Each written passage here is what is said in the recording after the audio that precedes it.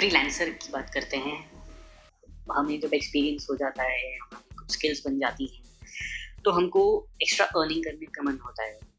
Freelancer एक ऐसा ही tool है जिसके थ्रू हम बिल्ड कर सकते हैं अपना प्रोफाइल क्रिएट करके, ना सिर्फ इंडिया में but through out the world.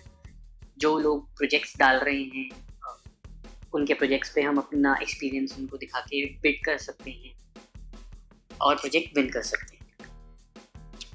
आइए हम इसको देखते हैं कि कैसे इस पे हम स्टार्ट कर सकते हैं। फर्स्ट प्रोसेस यहाँ पे होता है साइन अप। अगर आपका अकाउंट है तो ठीक है, वरना आप साइन अप करेंगे। साइन अप करने के लिए आपको चाहिए एक वर्किंग ईमेल आईडी और आप एक पासवर्ड क्रिएट करेंगे।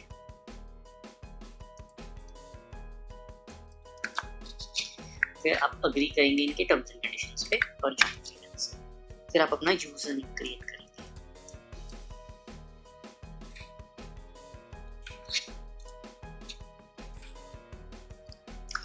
अब फ्रीलांसर आपसे पूछेगा कि यू वांट टू वर्क और यू वांट टू हायर। कि अगर आप टास्क डालना चाहते हैं, आप एम्प्लॉयर हैं, अगर आप वर्क करना चाहते हैं तो आप वर्क कीजिए। एक चीज का ध्यान दीजिएगा, यहाँ पे आपको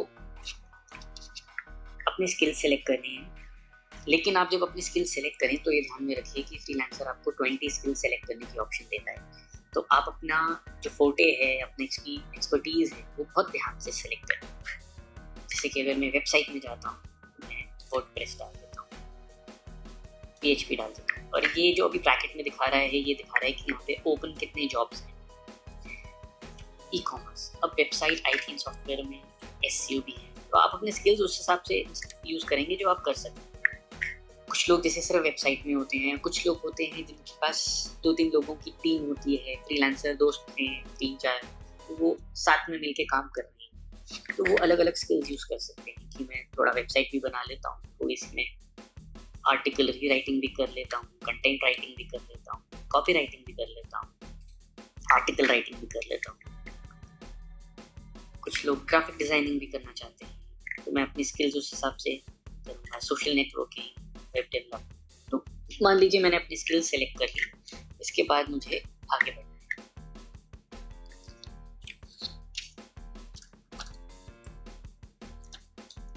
यहाँ ऑप्शन आता है मेरे पास अपनी लैंग्वेज सेलेक्ट करने का, कि हिंदी में अगर मैं हूँ कितना मेरा एक्सपीरियंस है। फिर अगर मैं इंग्लिश में, तो इंग्लिश में मेरा कैसा एक्सपीरियंस है। टच, स्पेनिश, मैं उस हिसाब से अपनी लैंग्वेजेस सेलेक्ट करके आगे बढ़ सकता हूँ, सो दैट एम्प्लॉयर्स जब आपको कनेक्ट करें तो आपकी लैंग्वेज प्रेफरेंस वो भी ध्यान से दे सकें। अब एक और चीज़ का ध्यान आप रखें कि ये मेथड जो होता है ये आपका पे करने के लिए होता है, फ्रीलांसर को आपके प्रोफाइल के लिए, मैनेजमेंट के लिए। लेकिन इसके अंदर आप फ्री में भी यूज़ कर सकते हैं कुछ ऑप्शंस, तो हम इस पेमेंट मेथड को अभी स्किप कर देंगे, बिकॉज हमें 1 महीने का वो फ्री ट्रायल दे रहा है। उसके बाद हमारी 729 rupees per month membership fee होती है। इसको भी मैं स्किप कर देता हूँ फॉर नाउ, बिकॉज अगर हम एक बार यहाँ से 2-4 प्रोजेक्ट्स भी उठा लेते हैं, हम वो मेंबरशिप फी देने में हमें प्रॉब्लम नहीं लगती। बट जब हम 1 महीना फ्री में उसमें यूज़ कर लेते हैं, हमें भी आइडिया लग जाता है कि हम कैसे कर सकते हैं।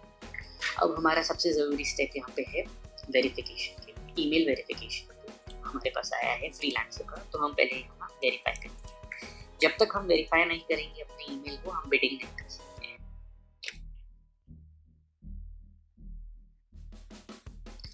अब मैं यहाँ आया हूँ तो मुझे फिर उन्होंने बोला है स्टार्ट फ्री ट्रायल, बट मैं फ्री ट्रायल के लिए भी बोलूँगा तो वो मुझसे अपनी मेरी पेमेंट मेथड मांगेगा और मैं उसको अभी के लिए स्किप करूँगा, क्योंकि ये मैं बाद में जाके सेटिंग्स में कभी भी ऐड कर सकता हूँ।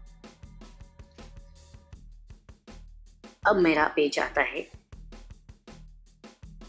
प्रोफाइल के लिए। यहाँ मेरे पास जॉब्स आ रहे हैं, लेकिन मैं जॉब पोस्ट करूँगा, बिड करूँ, उससे पहले मुझे ये देखना है कि मेरा प्रोफाइल क्लियर है या नहीं।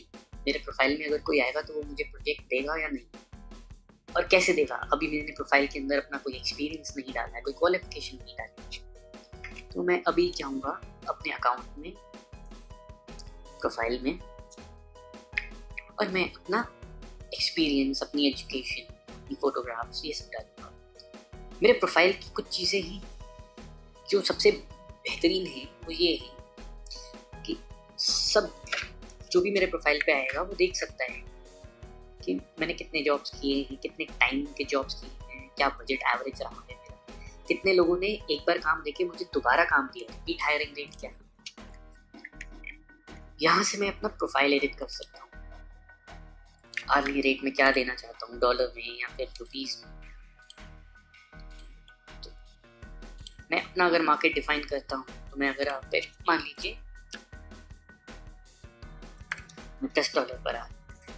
फ्रीलांसर की एक सबसे अच्छी खास बात ये है कि आप जब आते हैं आप एक फ्रेशर होते हैं, लेकिन जैसे जैसे आपका एक्सपीरियंस बढ़ता रहता है आपकी पे जो आप एक्सपेक्ट करते हैं वो भी बढ़ते रहते हैं। क्लाइंट्स जब आपको देखते हैं आपने बहुत काम कर लिया है, अच्छा काम कर लिया है, आप अपना आर्ली रेट बढ़ा सकते हैं।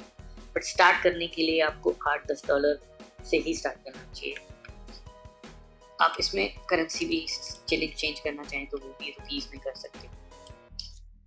प्रोफेशनल हेडलाइन अब आप अपने स्किल के हिसाब से डाल दें। मान लीजिए मैं एक बहुत अच्छा डेवलपर तो मैं डालूंगा कुछ इंपॉर्टेंट चीज़ें जो आपको पहले दिखानी पड़ेंगी, वो है एक्सपीरियंस। हम 50 कैरेक्टर्स से ज़्यादा नहीं डाल सकते, तो यहाँ हमारा रेट मार्क हो गया। So the idea is to be short and crisp,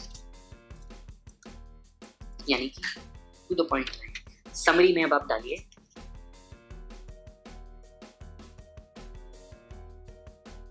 अपनी स्किल्स के बारे में, बताएं किस टाइप के प्रोजेक्ट्स पे काम किया है, क्या आपकी एक्सपर्टीज है, कितने प्रोजेक्ट्स पे कितने क्लाइंट्स के लिए काम किया है। यहाँ से क्लाइंट्स को आइडिया लगेगा कि आपने कितना काम किया है, आपकी एक्सपर्टीज क्या है, किस किस टाइप के क्लाइंट्स के लिए आपने काम किया है, और उनको कॉन्फिडेंस बनेगा कि वो आप भी उनके लिए काम कर सकते हैं।